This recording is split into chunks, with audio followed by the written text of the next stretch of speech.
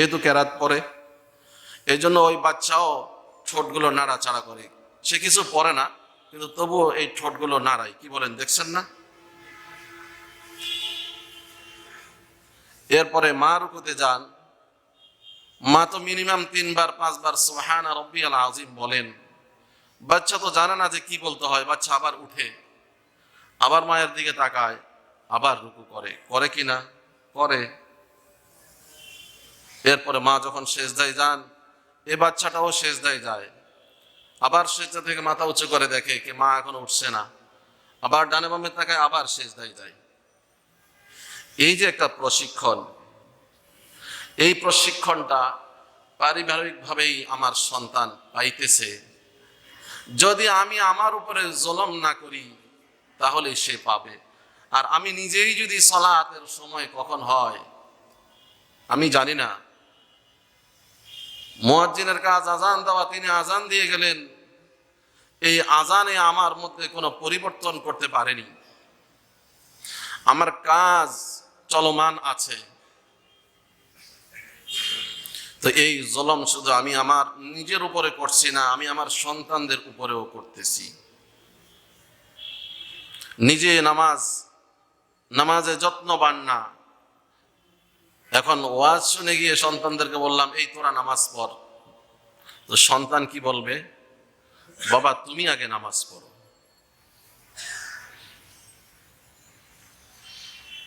এই জন্য আমরা যারা নেকির কাজ করি, সালাত আদায় করি, তেলাওয়াত করি, ইসলামকে ফলো করে চলি, আমি শুধু আমার উপরে ইনসাফ কায়েম করতেছি না, বরং আমি আমার অধীনস্থ যারা আছে, আমার পরবর্তী জেনারেশন যারা আসবে, আমি তাদেরও হক আদায় করে যাচ্ছি।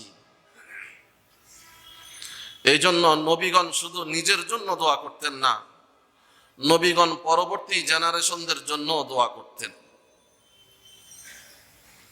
আজকে আমরা যারা ভালো হচ্ছি, আমরা ওই আমাদের পূর্বসূরি যারা ছিলেন, আমরা তাদেরই নেক দোয়ার ফসল। এই জন্যেই আমাদের বেশি বেশি পূর্বসূরিদের জন্য আমাদের দোয়া করা উচিত। হে আল্লাহ, আপনি তাদেরকে জান্নাতে অনেক উঁচু মাকাম দান করুন, আমিন। তাহলে যারা সালাত নিয়মিত আদায় করছি না, নিজের উপরে যেরকম জুলুম করে যাচ্ছি, আমার সন্তানদের উপরেও আমি জুলুম করতেছি। ইসলাম বলেছে যখন 10 বছর বয়স হয়, রহমাতুল লিল আলামিন, এত দয়ার নবী ছিলেন, যখন সালাত আদায় করতেন, হাসান হোসেন রাসূলের ঘাড় পিঠে এসে বসে থাকতেন, তাদের যাতে কষ্ট না হয়, নফল নামাজ। এই জন্য দীর্ঘক্ষণ সেজদা করতেন, কারণ এই মুহূর্তে যদি উঠে যায়, এই মাসুম বাচ্চা তৃপ্তি পাবে না। এমন রহমত দয়ার নবী পর্যন্ত বলেছেন, যখন সন্তানদের বয়স 10 হবে, তখন নামাজ না পড়লে তাদেরকে প্রহার করে হলেও নামাজে অভ্যস্ত করাও। এখনো কি সে প্রাপ্তবয়স্ক হয়েছে? হয় নাই। প্রাপ্তবয়স্ক কখন হয়? 15 বছরের আগেও প্রাপ্তবয়স্ক হইতে পারে, স্বাস্থ্য হিসেবে ব্যবধান থাকে। কিন্তু 15 বছরের আগে যদি প্রাপ্তবয়স্ক হওয়ার কোনো সিমটম পাওয়া না যায়, তাহলে প্রাপ্তবয়স্ক হবে 15 বছর পার হওয়ার পরে। এই 15 বছর পর্যন্ত ছিল এই সন্তানগুলো, এই ছেলে মেয়েগুলো আল্লাহ তাআলার মেহমান। আর 15 বছর পার হওয়ার পরে বা প্রাপ্ত বয়স্কে উপনীত হওয়ার পরে এখন আল্লাহ তাআলার পক্ষ থেকে সম্বোধন চলে আসছে। কি সম্বোধন? ইয়া আইয়ুহান নাসু উবুদু রাব্বাকুম, ইয়া আইয়ুহান নাসু উবুদু রাব্বাকুমুল্লাযী খালাকাকুম। হে মানব সকল, তোমরা তোমাদের সেই রবের ইবাদত করো, যিনি তোমাদেরকে সৃষ্টি করেছেন, যিনি তোমাদের খালেক। তাহলে যে সালাত আদায় করে, সে ব্যক্তি সালাতটা কাকে খুশি করার জন্য আদায় করে? রবকে খুশি করার জন্য আদায় করে। কারণ রব বলেছেন ইবাদত করো। এই ব্যক্তি কবরে গেলে যখন প্রশ্ন করা হবে মার রব্বুক, তোমার রবকে, এই লোক রবের পরিচয় দিতে কোনো কষ্ট হবে? হবে না। কারণ সে তো রবের পরিচয় দুনিয়াতেই লাভ করে আসছে এবং রবকে সে এমন চিনছে। ছিল একটা অনুষ্ঠানে, কত জাঁকজমকপূর্ণ অনুষ্ঠান, মুয়াজ্জিন সাহেব আজান দিয়েছেন। আজান শুনে ভদ্রলোক ঘড়ির দিকে তাকাইলেন, দেখলেন যে নামাজ একেবারেই সন্নিকটে। তাও চিন্তা করলেন একটু পরে যদি বের হই। এক পর্যায়ে দেখলেন যে আমি এখন যদি বের না হই তাহলে নামাজ কাজা হয়ে যাবে, গুনাহ হবে। যেই লোকটা এই ধরনের এক জাঁকজমকপূর্ণ মিটিংয়ে ছিল, একটি অনুষ্ঠানে ছিল, এই অনুষ্ঠান থেকে কার ভয়ে সে এখান থেকে একাকী বের হইতে বাধ্য হলো? সেই যার ভয়ে বের হলো তিনি কে? আল্লাহ, তিনি রব। তো যেই লোকটা দুনিয়ার জীবনে এইভাবে আপন রবকে চিনতে পেরেছে, ওই লোকের আর কবরের মান রব্বুক, তোমার রবকে, এই প্রশ্নের উত্তর দিতে কষ্ট হবে না। বরং উলামায়ে কেরাম বলেন, যারা প্রকৃত আল্লাহর ওলি, যারা প্রকৃত রবকে চিনে কবরে যাবে,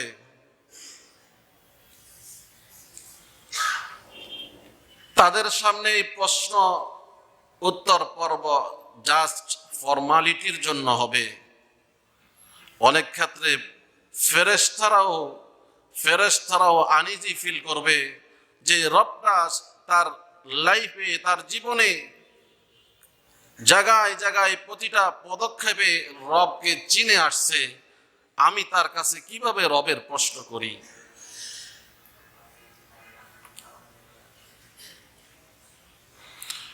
কোন কোন বর্ণনায় আসছে ওমর রাদিয়াল্লাহু তাআলা আনহুকে যখন প্রশ্ন করা হলো, কেউ স্বপ্ন যোগে দেখেছে, এগুলো দলিল হিসেবে বলা যায় না, জাস্ট আমাদের ঈমানকে আরো বৃদ্ধি করার জন্য, উদ্বুদ্ধ করার জন্য বললে অসুবিধা নেই।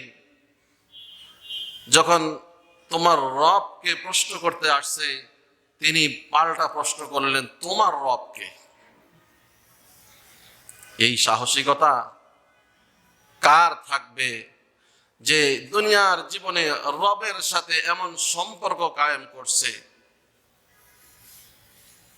আপনি দলীয়ভাবে অনেক বড় পোস্টে আছেন, কিন্তু গেটম্যান আপনাকে চেনে না। আপনি যাচ্ছেন প্রাইম মিনিস্টারের দপ্তরে, সে অন্যদের মতো আপনাকেও প্রশ্ন করে বসছে, স্যার আপনার পরিচয়? তো সবাই তো পরিচয় দিয়েই যায়, কিন্তু আপনি তার দিকে চোখ রাঙিয়ে এমনভাবে তাকাইলেন কেমন যেন সেখানেই তার ওযু নষ্ট হয়ে যাবে, আর কোনো কথাই সে বলল না। তো এরকম পরিবেশ পরিস্থিতি আমরা দুনিয়াতেও দেখি। কেন? কারণ এরকম এক গেটম্যান না 10 জনকেও যদি আপনি শাস্তি দেন, কেউ আপনাকে বলার কারো কোনো সাহস নেই। বরং যার কাছে বলবে তিনি বলবেন, তো তুমি কি মানুষ চেনো না? এই জবাব দিবে। আপনার বাড়িতে আসছে আপনার মেহমান, কেন পরিচয় চাওয়া হলো? মেহমান রাগ করে বের হয়ে গেলেন, অথচ আপনিই দায়িত্ব দিয়ে রাখছেন পরিচয় ছাড়া কাউকে ঢুকাবে না। যখন মেহমান চলে গেছে খবর পেয়েছেন, আপনি তো আর মেহমানের উপরে রাগ করেননি, আপনি রাগ করছেন দারওয়ানের উপরে, যে বোকা তুই আমাকে জানাইতি। দোষটা তার। বলতেছিলাম রবের সাথে যাদের সম্পর্ক মজবুত হবে, তাদেরকে প্রশ্ন করতেও আনইজি ফিল করবে ফেরেশতারা। তো এই সম্পর্কটা তো আমার কবরে গিয়ে রেডি করার সুযোগ থাকবে না, এই সম্পর্কটা আমার এই দুনিয়ার জীবন থেকে, এই 15 বছর বয়স থেকেই আমাকে শুরু করতে হবে।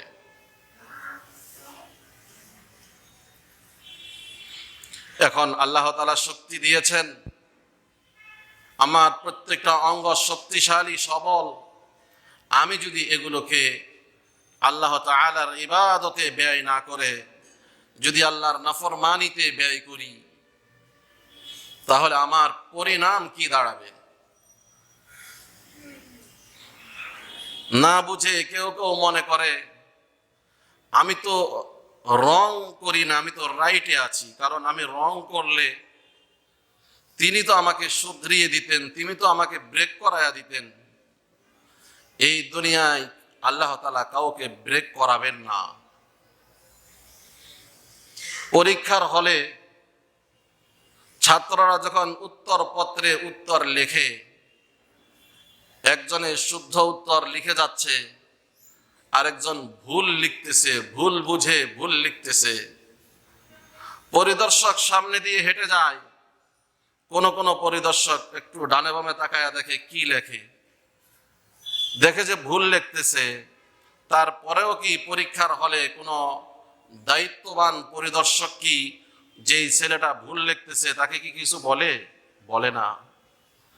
আর দুনিয়া কাআতুল ইমতিহান, দুনিয়া হলো পরীক্ষাগার, পরীক্ষার হল। এই জন্য আমি যে রং পথে আছি এটা আমাকে রব সরাসরি বলবেন না, হয়তো কেউ আমাকে বলবে, রবের মেসেঞ্জার যারা আছেন, রবের পক্ষ থেকে বার্তা বাহক যারা আছেন, তারা হয়তো বলবেন। আর তারা বললে আমি তো তাদেরকে ব্যঙ্গ করি। সম্মানিত মুসল্লিয়ানে কেরাম, এবং যেখানে আমাদের সাউন্ড যাচ্ছে, সেক্টরবাসী মা বোনেরা, এই দুনিয়াতে আমার রবের পরিচয় পেতে হবে। আর রব স্বয়ংক্রিয়ভাবে পরিচয় যাতে আমরা পেতে পারি, সেই জন্য সিস্টেমটাও এত সুন্দর করেছেন। এখন চলতেছে শীতের সময়, এখন যে সময়টা চলতেছে এটা কিসের সময়? শীতের সময়। একটু স্বাভাবিকভাবে যদি আমরা ফিকির করি, আর এই ফিকির এতটুকু গবেষণা করার জন্য আল্লাহ তাআলা কোরআনে আমাদেরকে বলেছেন। এই গবেষণা করার জন্য কোনো বিদ্যালয়ে ভর্তি হতে হয় না। এই গবেষণাটুকু করার জন্য কোরআন সুন্নাহ ভালো করে বুঝতে হবে, এই প্রয়োজনও নেই।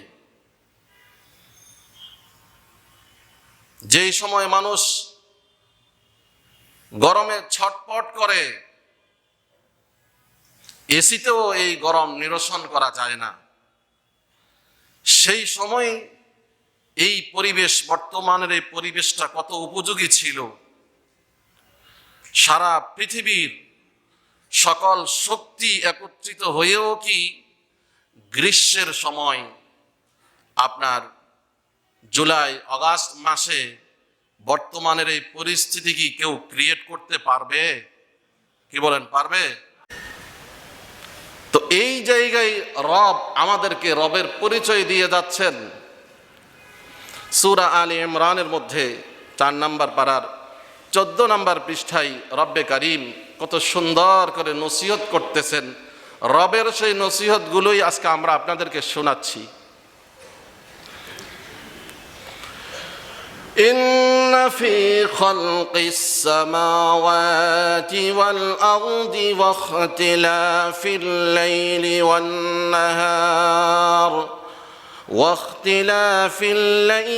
والنهار لآيات لأولي الألباب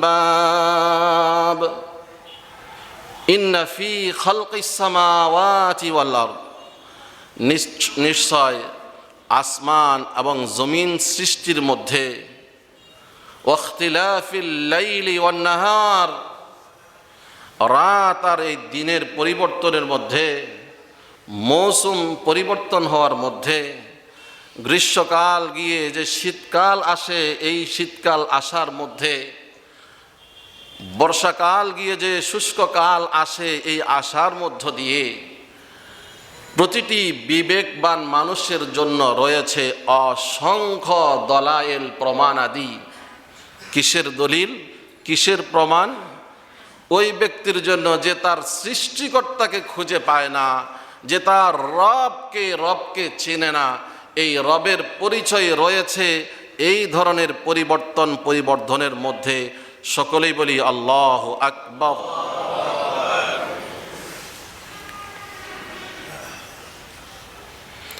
আল্লাহু আকবার আমরা বেশি বেশি বলবো। এই আল্লাহু আকবার বেশি বেশি বলার মধ্য দিয়ে নিজের কিবির, অহংকার এগুলি দূরীভূত হয়। কারণ আল্লাহু আকবার শব্দের অর্থ হলো কি? আল্লাহ তাআলা সব চাইতে বড়, আমার চাইতেও বড়। আল্লাহু আকবার। এই জন্য যখন আপনি সালাতে দাঁড়ান, নামাজে যখন দাঁড়ান, সর্বপ্রথম যে বাক্যটি বলে স্টার্ট করি সেটা কি? আল্লাহু আকবার। মানে এতক্ষণ আমি যে চেয়ারে ছিলাম, এই চেয়ার বড় না।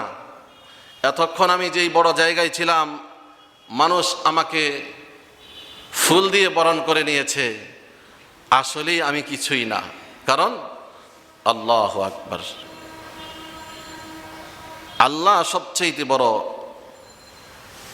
এই জন্য আল্লাহু আকবারের ধ্বনিটা বেশি বেশি দেওয়া উচিত।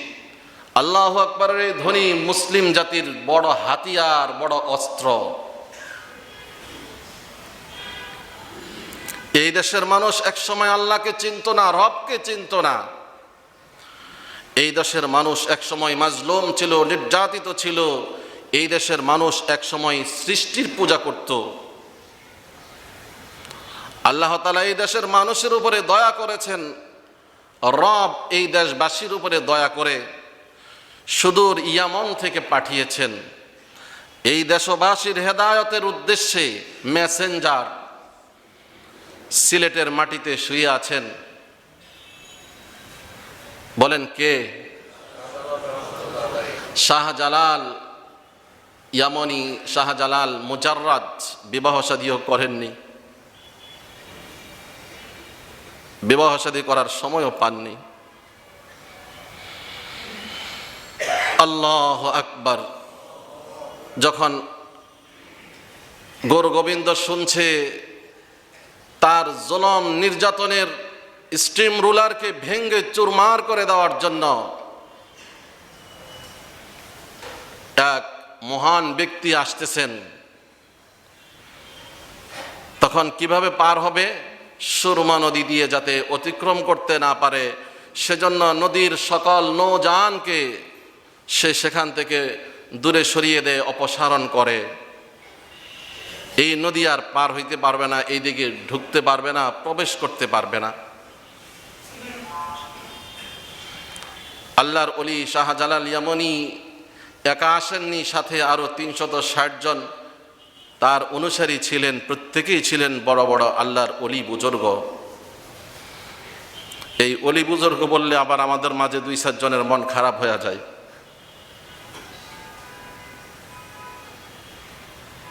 প্রত্যেক ইমানদার সকলেই আল্লাহর ওলি, বলেন আলহামদুলিল্লাহ। আল্লাহ নিজেই বলছেন, আল্লাহু ওয়ালিউল্লাযীনা আমানু আলা ইন্না আউলিয়া আল্লাহি লা খাউফুন আলাইহিম ওয়ালা হুম ইয়াহজানুন। আল্লাহ বলতেছেন, শোনো, যারা আল্লাহর ওলি, যারা আল্লাহর বন্ধু। এখানে ওলি মানে শুধু অভিভাবক না, ডিকশনারিতে একটা শব্দের অনেক অর্থ থাকে। যারা আল্লাহর বন্ধু, তাদের কোনো ভয় নেই, তাদের কোনো টেনশন নেই। আল্লাহ তাআলা বলেন, আমার বন্ধু কারা? আল্লাযীনা আমানু ওয়া কানু ইয়াত্তাকুন। আমার বন্ধু যারা ঈমান এনে তাকওয়া অবলম্বন করে চলে, যারা মুত্তাকি, যাদেরকে জুমাবারের আজান ঘরে বসাই রাখতে পারে না, যাদের ব্যবসা বাণিজ্য থেকে জুমাবারের আজান তাদেরকে ক্লোজ করে যথাসময়ে মসজিদের ডাকে নিয়ে আসে, আজান যাদেরকে সব কিছু থেকে ফারেক করে নিয়ে আসে, তারাই হলো আমার বন্ধু। আল্লাযীনা আমানু ওয়া কানু ইয়াত্তাকুন। সুতরাং যাদেরকে আমরা দেখি মাথা থেকে পা পর্যন্ত ইসলাম অনুযায়ী চলে, তাকওয়া বিরোধী কোনো কাজ করে না, ইসলাম বিরোধী কোনো কাজ করে না, তাদেরকে যদি আমরা আল্লাহর ওলি বলি, এই অর্থে মানে আল্লাহর বন্ধু, এই অর্থে নয় আল্লাহর অভিভাবক। কারণ আল্লাহর অভিভাবক বললে তো ইমানই থাকবে না। কি বলেন? আল্লাহ, কারণ ওলির এক অর্থ হলো অভিভাবক, আরেক অর্থ হলো বন্ধু। তিলকার রসুল 3 নম্বর পারার 2য় পেজে আল্লাহ এই ওলি শব্দটাকে অভিভাবক অর্থে ব্যবহার করেছেন। আল্লাহ বলছেন, আমি হলাম অভিভাবক কাদের? যারা ঈমানদার, যারা মুত্তাকি, তাদের আমি অভিভাবক। আবার যারা ঈমানদার, যারা মুত্তাকি, আমি তাদের বন্ধু, তারাও আমার বন্ধু। বলেন আলহামদুলিল্লাহ। সম্মানিত মুসল্লিয়ানে কেরাম, বলতেছিলাম এই শাহজালাল ইয়ামুনি রহমতুল্লাহ আলাইহি সিলেটের মাটিতে শুয়ে আছেন, তার কোনো ক্ষতি হচ্ছে না, কিন্তু যারা বেশি আবেগ দেখাইতে গিয়ে সেখানে শিরকি কাজ করে, তাদের ঈমান নষ্ট হয়ে যাবে, তাদের আমল নষ্ট হয়ে যাবে। সুতরাং কখনো কোনো কাজে সিলেটে গেলে জাস্ট আল্লাহর ওলির কবর জিয়ারত এই উদ্দেশ্যে যে এই ব্যক্তির অনেক অবদান এই দেশে আছে, সেই জন্য আমি গিয়ে একটু জিয়ারত করে আসি, এই জন্য নয় যে সেই কবর জিয়ারত করে আমি নির্বাচনী প্রচারণা শুরু করলে নির্বাচনে সফলতা অর্জন করব, এই নিয়তে গিয়ে যদি কবর জিয়ারত করা হয়, এটা শিরিক। ব্যবসায় লাভ হচ্ছে না, একটু ওলি বুজুর্গদের কবর জিয়ারত করে আসি, এই নিয়ত করে গেলে এটা হবে শিরিক। বোঝা আসছে কথা? এই আল্লাহর ওলি শাহজালাল ইয়ামুনি রহমতুল্লাহ আলাইহি একটি মাত্র অস্ত্র তার সাথে ছিল, যেই অস্ত্রটা এই যুগের প্রতিটি ঈমানদারের সাথে আছে। যখন দেখলেন সুরমা নদী পরিষ্কার, কোনো কিছু নেই, কোনো নৌযান নেই, জলযান নেই, কেমনে পার হই, একটু ভাবেননি কি হবে। সাথে ছিল জায়নামাজ। আজকে এই একটি প্রতীকী মুসলিম সমাজে দেখা যায়, মসজিদ থেকে বাসা থেকে আসতে আমরা জায়নামাজ নিয়ে আসি, এটা মুসলমানদের পাথেয়। জায়নামাজ বিছাইলেন, সাথীদেরকে বললেন সবাই জায়নামাজ বিছাও। জায়নামাজ বিছা, ওযু তো সবসময় থাকে অলি বুজুর্গদের, আল্লাহু আকবার বলে নামাজে নিয়ত করলেন। এক আল্লাহু আকবারের মধ্য দিয়ে সুরমা নদীর ওপার থেকে এই পারে মুহূর্তের মধ্যে পৌঁছে গেলেন। সুবহানাল্লাহ, বলেন আল্লাহু আকবার। এবার এখানে এসে কি করলেন? কিছুই করেননি। চিন্তা করলেন, এই যে একটা বড় কাজ হয়ে গেল, কোনো নৌযান ছাড়াই এত বড় নদী পার হয়ে গেলাম, তো এতে কোনো আবার নিজের মধ্যে কোনো অহংকার, কিবির, আত্মগরিমা আসে কিনা, এইটাকে ডিলিট করে দেওয়ার জন্য সাথীদেরকে বললেন, সকলেই উঁচু আওয়াজে ধ্বনি দাও, লিল্লাহি তাকবীর, সকলেই বলো আল্লাহু আকবার। এই আল্লাহু আকবারের শক্তিটা এত বেশি ছিল, শুধু এই ধ্বনি শুনেই ওই গৌর গোবিন্দর আপনার সব কিছু প্রকম্পিত হয়ে সেখানের মিনারা পর্যন্ত ভেঙ্গে নিচে পড়ে গেছে। বলেন আল্লাহু আকবার। এই হলো মুসলমানদের শক্তি, ঈমানদারদের শক্তি। সুতরাং বলতেছিলাম, এই যে সব কিছু বাদ দিয়ে আপনি যখন মসজিদে এসে বা জায়নামাজে দাঁড়িয়ে আল্লাহু আকবার বলেন, এই আল্লাহু আকবার আপনাকে পরিচয় করায় দিচ্ছে রবের, যে আল্লাহু আকবার তিনি সবচেয়ে বড়, যিনি সবচেয়ে বড় তিনি আমার রব। তো এই যে পরিবর্তনগুলো আমরা দেখতেছি, শীতকালীন পরিবর্তন, এই পরিবর্তনগুলোর মাঝে রয়েছে রবের পরিচয়। এই পরিবর্তনগুলো কে করেন? যদি আমাদের হাতে থাকতো, আমরা তখন চেঞ্জ করে ওই গরমের সময়ও শীত চালু করে দিতাম। আবার মাঝে মাঝে তো একটু প্রয়োজনও হয়। এজন্য আল্লাহ তাআলা আপনাদের আমাদের ব্রেনে কিছু জ্ঞান দিয়ে দিলেন, যে এই প্রসেস যদি করো তাহলে তোমরা ওই পরিবেশকে নিয়ন্ত্রিত করতে পারবে, একটু ঠান্ডা অর্থাৎ এয়ার কন্ডিশন করতে পারবে। এই যে এয়ার কন্ডিশন তৈরি করার জ্ঞান, এটাও কে দিয়েছেন?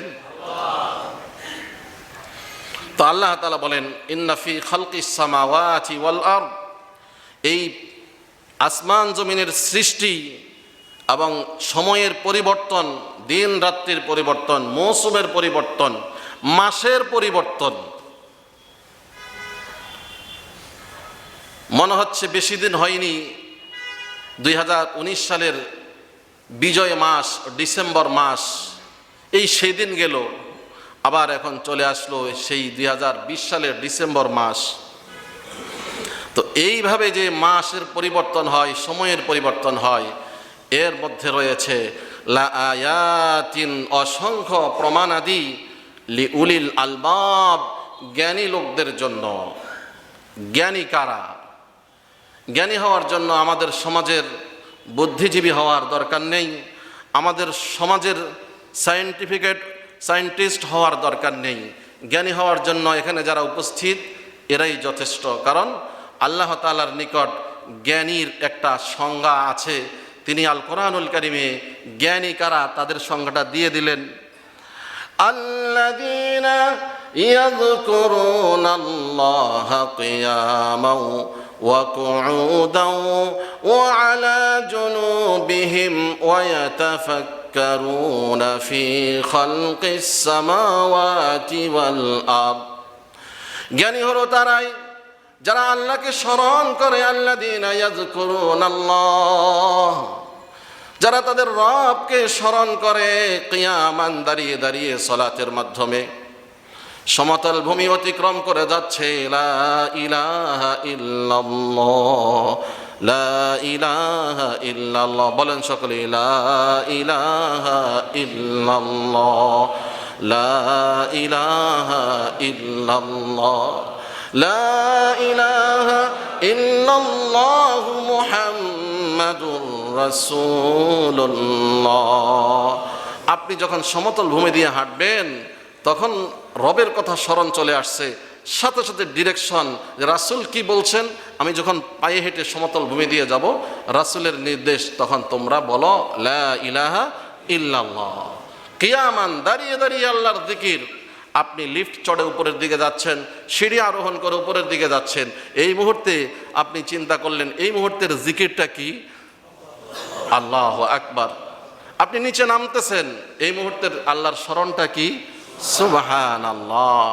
আপনি গাড়িতে উঠতেছেন, বিসমিল্লাহ বলে ডান পা দিয়ে গাড়িতে উঠবেন, গাড়ির সিটে আপনি বসে গেলেন।